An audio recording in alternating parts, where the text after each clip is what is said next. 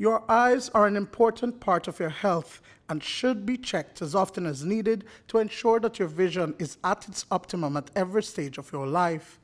That kind of healthcare services, at least in Belize, is not available as part of the public healthcare system. In fact, it is mostly carried out by optometrists and ophthalmologists at private health institutions and is not affordable for low-income families. There are a number of healthcare issues when it comes to the eye, and in the past few years, unchecked diabetes is severely affecting vision. And it's one of the least known about complications. So we have patients that come into our clinic for a regular eye exam because they're not seeing well, and it's actually our ophthalmologist that tells them you have diabetic retinopathy, and the patient doesn't even know they have diabetes. So it's a nationwide health epidemic, and if you're not controlling your diabetes, you will develop retinopathy. You will lose your vision. We have a patient as young as 37 years old who is totally blind because he did not take care of himself and didn't get the proper nutritional support or healthcare support at the primary level to prevent vision loss. The Belize Council for the Visually Impaired for almost 4 decades has been providing eye care services to Belizeans nationwide. On a yearly basis, over 20,000 persons access its facilities across the country, and a small contribution is accepted in return for the services. We do eye screening throughout the year, every day, every weekday. And through our clinics throughout the country, we identify patients who need specialist care.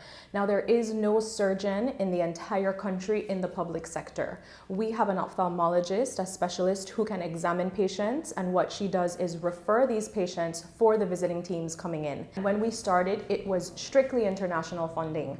Over the years, we have become completely self-sustainable, and that really has to do with the people accessing the service and the team that we have on the ground. So we do have fees for services. You'll pay $10 to see the optometrist, $20 to see the specialist. We do have an assistance program for patients who can't afford it. Every month, there is a team of doctors who visit with the B.C.V.I. to provide specialized services to persons needing advanced eye care procedures.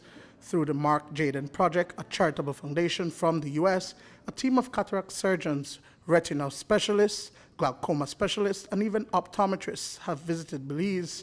They go around the world, but mostly in the Caribbean as well as Central and South American countries, to provide the best eye care services free of cost. Dr. Zachary Segal is from Med Eye Associates in Miami and is the spokesperson for the team. In this, their second visit, he says there are a number of patients who received medical procedures. We have physicians that deal with retina problems, glaucoma problems, cataract problems, glasses problems as well. And so when we come down here and we bring our team, we are very well capable of handling the most prevalent problems that people face. Cataracts being one of them, glaucoma being a big issue, and then of course retina problems, which you see in many, many patients with diabetes. Diabetes is a problem that's ravaging the entire world, not just one country here or there. While everyone develops cataract as they age, the condition is compounded by severe glaucoma and diabetic retinopathy. Those patients will need further surgical care to stem the progress of their eye disease or illness. And as we found out, some patients are scared about taking a surgery and for that reason have been living with various eye conditions for years. Others were ready for their treatment. I've known that I have it for about 4 years now, but it wasn't ready yet for me to do my surgery. When I'm watching TV, my eyes would get blurred, or if I'm reading, my eyes start getting blurred. I can't see the letters properly, and so I knew something was wrong. So I was told that I have cataracts from then. So it's been about 4 years, but it wasn't ready yet. You were ready for your procedure? Long time. I didn't want to take it because I was scared. But I talked to some friends that already take it, and they said it's easy. I was thinking, I used to think that they will take out my eyes, right? Nurse, I spoke to Nurse Buckley, and she told me that no, they won't take out their eyes. And she started laughing, and I laughed too. He said, it's just 20 minutes. He said, you're free to go. And that's what happened this morning. I got my surgery and I'm glad about it. And I would advise anybody who got cataract, get it in surgery because it's not nothing and that will be like a pain or something. It's just like when you're ticklishing your eyes. But what happens in the case of an emergency, for example, a surgical procedure that cannot be done at the B.C.V.I.?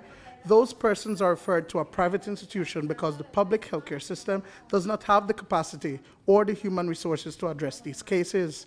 Carla Ayers Musa says that there is a memorandum of understanding with the Ministry of Health and most referrals are made to the B.C.V.I.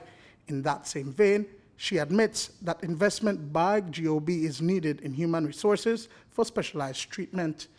I think that the government has a huge role to play in this because really the problem in eye care right now is that there's zero service in the government sector. So all the national, or I should say non-private eye care is being provided by an NGO, by B.C.V.I. So with our limited resources, we're not able to send people away as we please to train to become optometrists or become ophthalmologists. Duane Moody for News 5.